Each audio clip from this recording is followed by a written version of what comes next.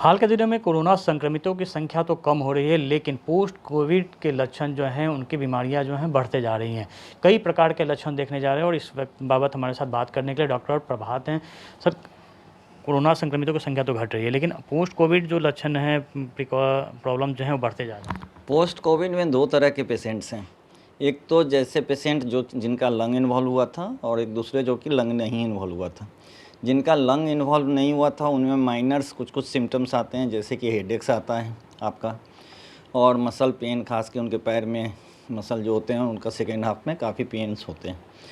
तो ऐसे पेशेंट्स का मुख्यतः कारण दो होता है, या तो उनकी विटामिन डी काफ़ी कम जाती है, कैल्शियम की कमी हो जाती है जिसके कारण उनके मसल्स में पेन होता है, और दूसरा हाइड्रेशन का कमी होता है। तो ऐसे पेशेंट्स को सबसे पहले लिक्विड डाइट्स ज़्यादा लेना चाहिए, जैसे सूप हो गया, जूस हो गया, घर में बना हुआ ORS हो गया, दाल का पानी हुआ। इन सब चीज़ों को यदि वो 4 से 5 लीटर और वाटर इंटेक इनको मिला के पर डे लेते हैं तो ये माइनर सिम्टम्स उनके अपने आप ख़त्म हो जाते हैं। दूसरे कैटेगरी के पेशेंट हैं जिनका कि लंग इन्वॉल्वमेंट हुए। तो पिछले वेव और इस वेव में लंग इन्वॉल्वमेंट के पैटर्न्स डिफरेंट हैं। इसमें लंग्स ज़्यादा इन्वॉल्व हुए हैं, स्कोर्स भी काफ़ी पेशेंट्स के ज़्यादा थे, कम स्कोर वाले पेशेंट कम हैं, तो उनको ज़्यादा सावधानी बरतनी है। ऐसे पेशेंट्स में लंबे टाइम तक के बाद फाइब्रोसिस डेवलप करने की चांस रहती है।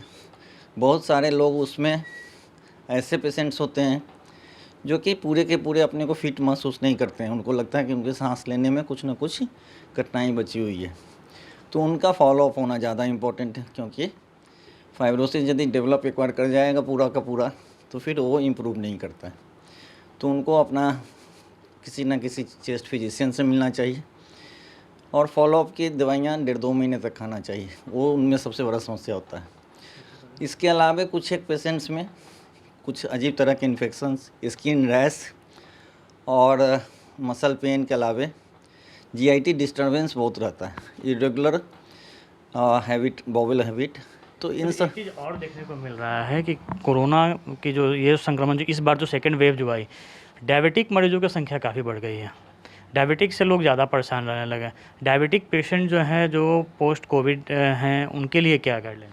नहीं, इस बार के पोस्ट कोविड में दो तरह की चीज़ें देखी गई हैं। एक तो डायबिटिक पेशेंट काफ़ी डेवलप किए हैं, और दूसरा थायराइड के पेशेंट्स भी काफ़ी आए हैं जिनका कि थायराइड फंक्शन टेस्ट समस्या होता है।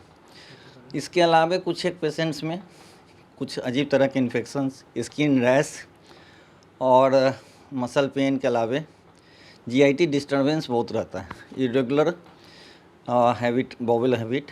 तो इन सब चीज़ और देखने को मिल रहा है कि कोरोना की जो ये संक्रमण जो इस बार जो सेकेंड वेव जो आई, डायबिटिक मरीजों की संख्या काफ़ी बढ़ गई है।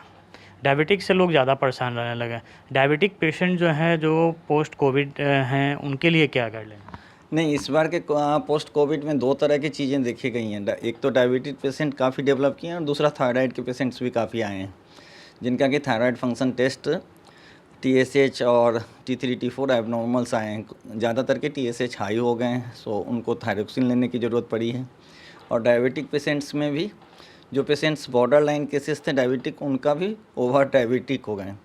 तो ये माना जा सकता है कि कोविड के ट्रीटमेंट के कारण नहीं, कोविड के प्रोटीन के कारण उनका ऑटो इम्यून रिएक्शंस कुछ हुआ है पेनक्रियाज और थायराइड जैसे ग्लैंड्स पे, जो कि उनको इन डिजीज़ के में कन्वर्ट कर दिया है। तो ऐसे पेशेंट्स को अपना शुगर रेगुलर चेक करना चाहिए। यदि ऐसे नहीं, खाने पीने से नहीं होता है, तो उनको प्रॉपर डॉक्टर से मिल के डायबिटिक की दवा लेनी चाहिए। तो हमारे साथ थे डॉक्टर प्रभात रंजन, जो बता रहे थे कि पोस्ट कोविड मरीजों में न सिर्फ डायबिटीज़ बल्कि थायराइड की समस्याएं बढ़ती जा रही है, और ऐसी स्थिति में तुरंत डॉक्टरी सलाह लेनी चाहिए और उसके बाद इसका ट्रीटमेंट शुरू करना चाहिए। कैमरामैन सनी के साथ अमिताभ ओझा, पटना News 24।